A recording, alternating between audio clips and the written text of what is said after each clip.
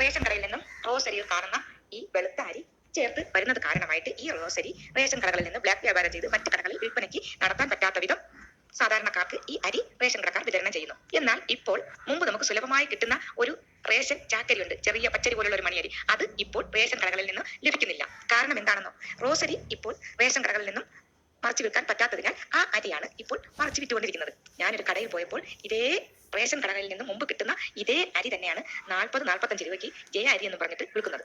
എളുപ്പം വേവുന്നതും കഞ്ഞി വെക്കാനും പുട്ടു പൊടിക്കാനും ഒക്കെ ആ അരി വളരെ പ്രയോജനമാണ്. എന്നാൽ ആ അരിയിൽ കൂടി ഈ വെളുത്ത അരി ചേർത്താൽ സാധുക്കൾക്ക് അത് ലഭ്യമാകും. ഇപ്പോൾ റേഷൻ കടകളിൽ ആ അരി കിട്ടാറില്ല. അവർ റോസരിയാണ് വിതരണം ചെയ്യുന്നത്.